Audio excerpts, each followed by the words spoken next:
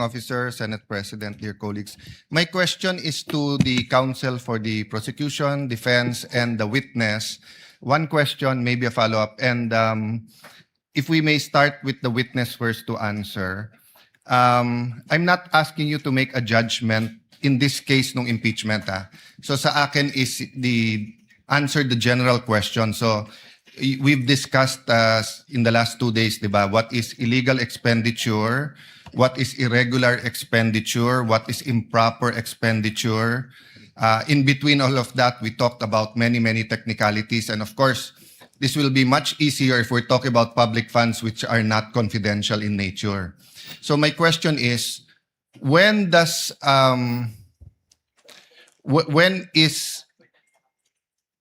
we analyze the expenditure, when is it in the nature of an administrative problem na parang o mag-submit lang kayo, i-justify nyo to, o kulang lang ng dokumento, i-supply nyo to. And when does it go up to na criminal na in nature na sandali lang, may anomalya na dito or we might file charges against you? Ano yung bar niyan, di ba? So sa mga senator judges na nanonood ngayon and sa publiko na nanonood ngayon, because nga confidential expenditures are in a class by itself, di ba? Peace and order is so important, security is so important. So I'm not referring to this case, So I'm not asking you to make a judgment in this case, whether it's administrative, criminal. In general, as an auditor, then I'll ask the same sa prosecutor and sa defense. Witness, go ahead. In your words, no? Apo, kapag AOM po at NS, ni-require po namin sila na mag-submit ng documents. Pero kapag nag-end na po, since there's an obligation to restitute, so ang remedy po nila is to settle the amount or to file an appeal with the commission proper.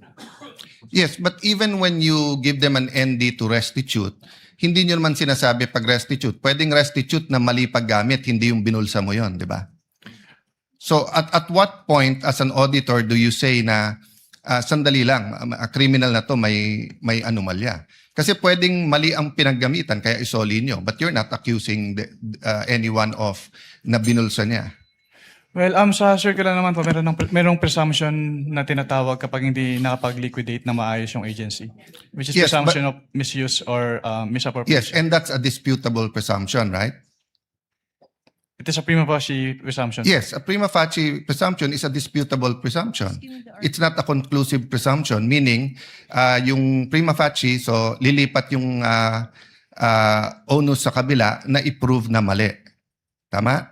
Yes po, Your Honor. Yes, so hindi pa yun yung hindi ka pa rin dumating dun sa point na yon na parang hindi, as far as COA is concerned, ninakaw mo to. Again, I'm not talking about this case in general.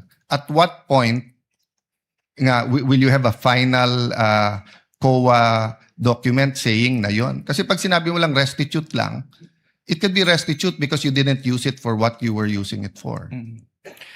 Based on the rules of COA po, since di ba i-appeal po yung, pwede bang i-appeal yung ND, at kapag naglabas si commission proper ng decision at hindi po nag-comply si agency dun sa decision, then pwede nang i-endorse with the ombudsman yung case for the filing of criminal Kindly wind up, charges. Senator So Judge Cayetano. I'm okay. I just want to hear the answer of both the prosecution With the permission of Senator Judge Allen, asking the counsels for the parties that same question will already make them give their own versions of the law, which I think should be coursed through the witness, similarly to how you asked the question to the witness, instead of it being placed on the record based on their own points of view.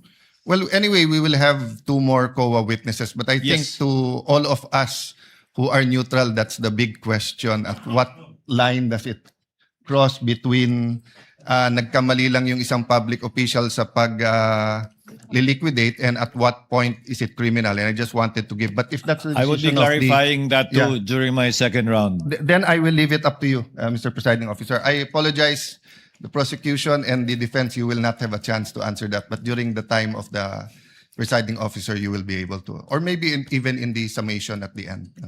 Thank you for your understanding, Senator Judge Allen.